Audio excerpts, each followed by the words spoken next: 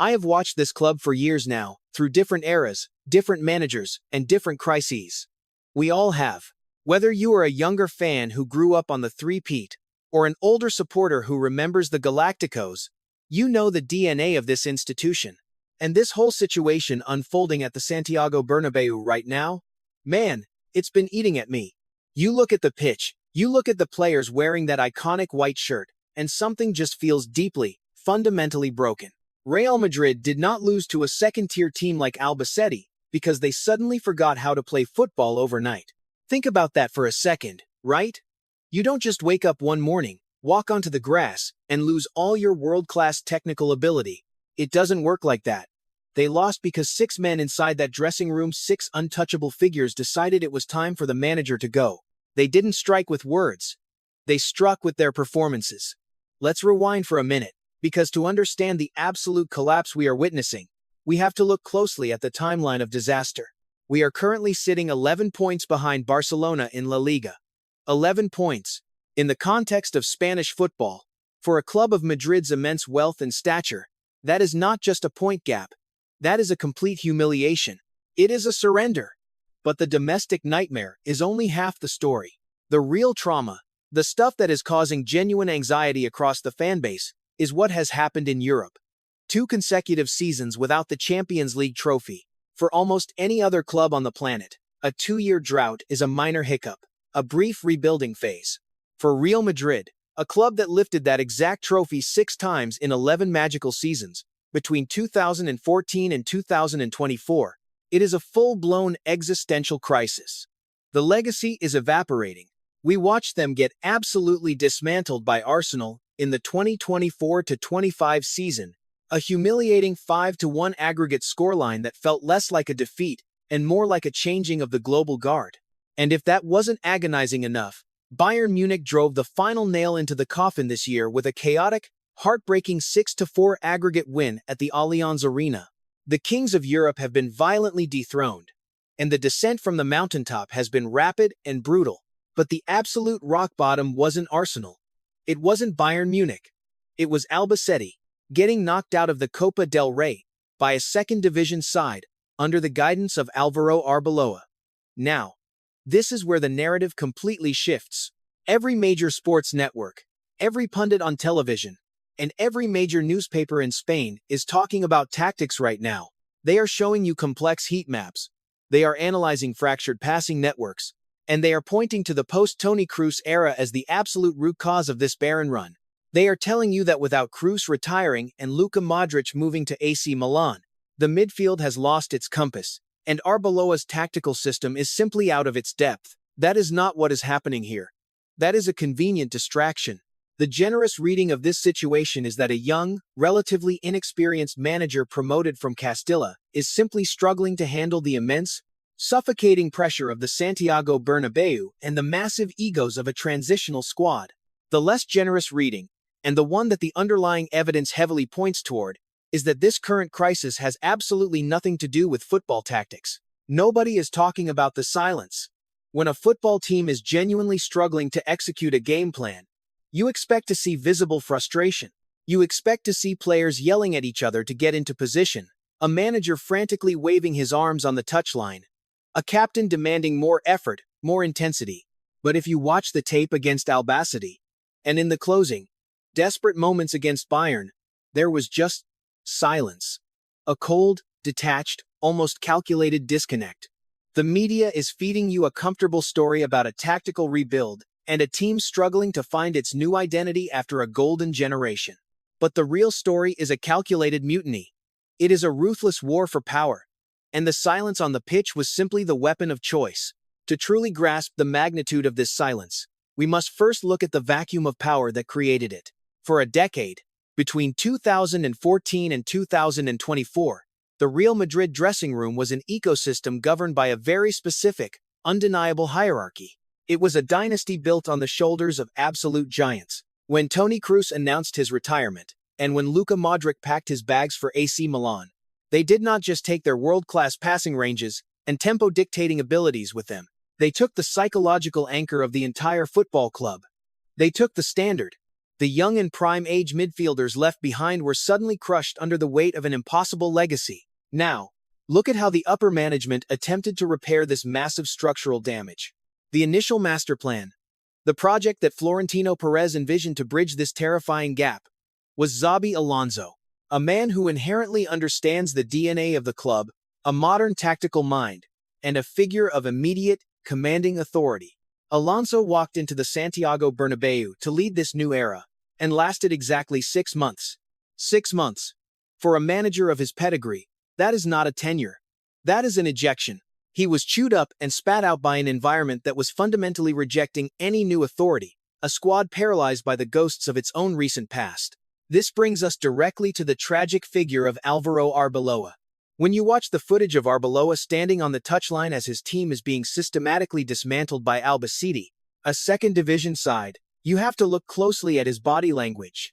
He does not look like a manager frantically trying to adjust a high press, tweak a defensive block, or inspire a comeback. He looks like a man who knows, with absolute, terrifying certainty, that his instructions are evaporating the exact moment they leave his mouth.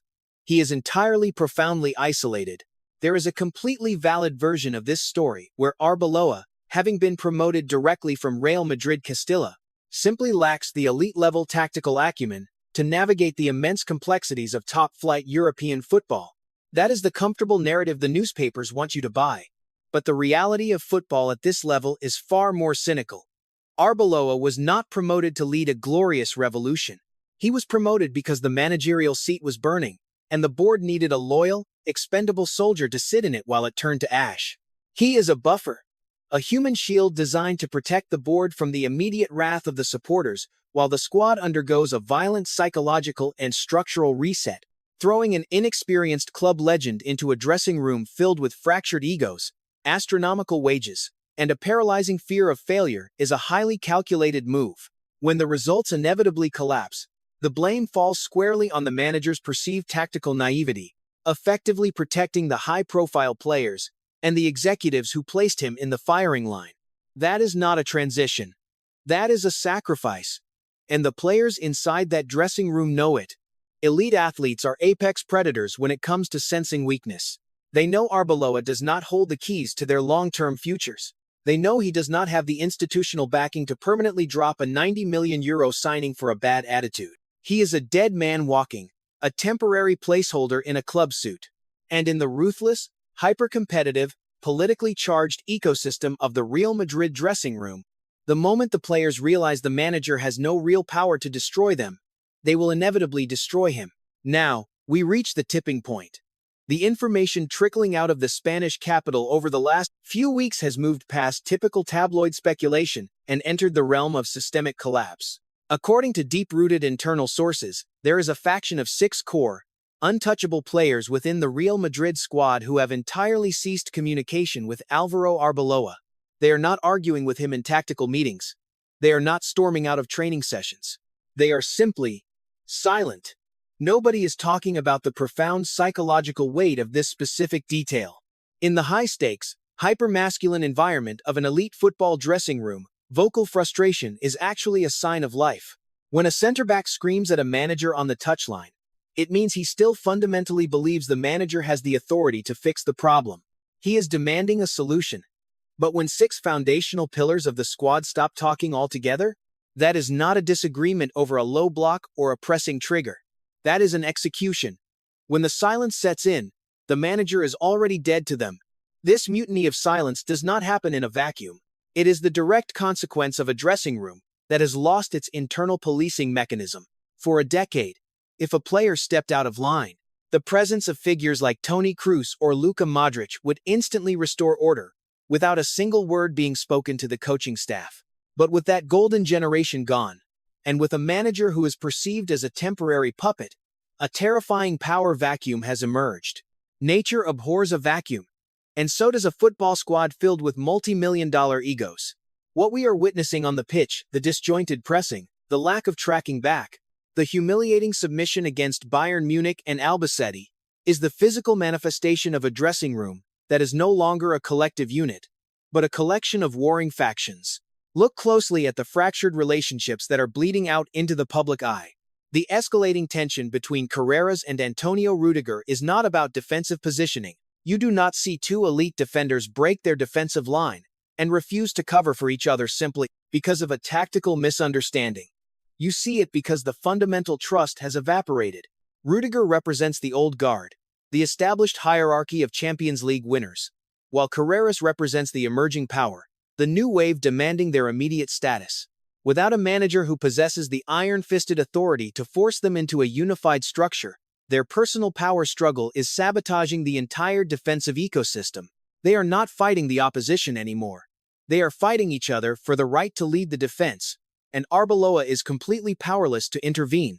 We see the exact same devastating pattern unfolding in the midfield with Aurelien Tchouameni and Fede Valverde. These are two of the most physically gifted, dominant midfielders on the planet. Yet they look completely lost when playing alongside one another this season. The media will tell you their profiles are too similar, that they occupy the same half spaces, and that Arbeloa cannot figure out the puzzle. That is a fundamental misreading of the situation. They are clashing because both men are desperately trying to fill the monumental void left by Toni Kroos. They both want to be the dictator of the Real Madrid midfield. In a functional team under a powerful manager, one would be instructed to sacrifice for the other. But in this current regime, neither man is willing to bend the knee to an interim coach. The result is a broken midfield, a porous defense, and a team that looks entirely unrecognizable. They are not protesting the tactics. They are using their performances and their terrifying silence to force Florentino Perez's hand. They are demanding a true king, and until one arrives, they are perfectly willing to let the kingdom burn. If you think Florentino Perez is sitting in his executive box, blindly watching this mutiny without a master plan, you fundamentally misunderstand how Real Madrid operates. The global landscape of football is shifting violently beneath their feet, and the old Galactico model of simply hoarding talent is no longer a guarantee of European supremacy. Look at the definitive data from the past 2 years. Paris Saint-Germain, a club that spent a decade obsessively collecting individual superstars, finally abandoned that toxic, fractured vanity project. Under Luis Enrique, they built a cohesive, ruthless, hard-working collective entirely devoid of massive egos, and it won them the Champions League in 2025. Conversely, look at Chelsea. They have injected over €1.75 billion into their squad, assembling a chaotic, disjointed roster of incredibly expensive individuals, and they are currently suffocating in 9th place in the Premier League. Pure financial power and superstar arrogance, without a unified, disciplined dressing room, are completely useless in the modern era. Perez is acutely aware of this reality. He knows the current iteration of the Real Madrid dressing room is deeply, fundamentally broken by its own entitlement. The generous reading of this current crisis is that the board simply made a massive miscalculation with the premature appointment of Xabi Alonso, and then panicked by throwing Álvaro Arbeloa into the raging fire. The less generous reading, however, is far more Machiavellian. What if this absolute disaster, this humiliating run of form that includes the Albacete embarrassment and the European collapse, is exactly the political leverage Perez needs? When you have a dressing room filled with untouchable figures who consider themselves bigger than the manager, you cannot simply sell them or strip them of their power without the media and the fan base rioting. You need them to fail on the biggest stage. You need them to publicly, undeniably collapse, so that when you finally bring the axe down and begin a ruthless purge of the squad, the supporters will actually beg you to do it. The silence of those 6 players, their passive mutiny on the pitch, is not just destroying Arbeloa's career. It is handing the board the perfect, undeniable justification to execute a massive summer overhaul. And that is precisely why the rumors are starting to leak. Over the past 72 hours, the Spanish press has suddenly been flooded with aggressive whispers about the return of Jose Mourinho. Nobody is talking about the timing of these leaks. This is not a coincidence. In the political theater of Real Madrid, strategic leaks to the media are calculated weapons. Mourinho is not being linked with the job because he is the most progressive, modern tactical mind in European football right now. He is being linked because his very name represents the absolute, terrifying antithesis of player power. He is the nuclear option. Bringing up Mourinho's name is not a tactical transition. It is a direct threat. It is a clear, menacing message sent directly from the presidential suite down to the dressing room. If you refuse to play for a diplomatic manager, If you insist on this silent mutiny, we will bring in a dictator who will not hesitate to go to war with every single one of you. The ghost of Mourinho is currently hanging over the Bernabeu. Now, where does this leave the institution of Real Madrid? The brutal, unavoidable truth that the media is actively trying to soften is that the golden era, the era of European dominance, that defined an entire generation of football, is definitively over. You cannot fix a fractured dressing room with a single, panicked transfer window. You cannot instantly replace the psychological gravity of a Toni Kroos or a Luka Modric. And you certainly cannot heal a mutiny without shedding blood. History tells us that rebuilding an empire of this magnitude, clearing out the entrenched egos, and establishing a unified identity takes time. It often requires at least 5 years of absolute patience, several failed managerial appointments, and a lot of painful, heartbreaking nights under the lights of the Santiago Bernabeu. As fans, whether you are a younger supporter who grew up watching the modern three-peat, or a middle-aged veteran who remembers the original Galacticos, this is the hardest part to stomach. Watching the shirt lose its weight, watching players use their silence as a weapon against the manager, rather than fighting for the badge on their chest. Florentino Perez is standing at the most critical crossroads of his entire presidential career. He can either surrender to the player power and let the dressing room dictate the future of the club, or he can bring down the hammer, perhaps in the terrifying form of Jose Mourinho, and ruthlessly purge the squad of the very players who are currently orchestrating this mutiny. But I want to pass this over to you, because this is the exact debate tearing the global fan base apart right now. Is player power destroying the soul of Real Madrid from the inside out? Or is Alvaro Arbeloa simply so completely out of his depth that these elite players feel they have no choice but to disconnect? Tell me in the comments what you actually think. Come back to this video when the summer transfer window officially opens, because the moment the first untouchable player is suddenly and shockingly listed for sale, you will know exactly why it happened. It won't be about football. It will be about control. If this kind of deep, unfiltered analysis into the psychology and politics of football is what you come here for, hit subscribe. We don't just read the scorelines here. We read the dressing room. I will see you in the next one.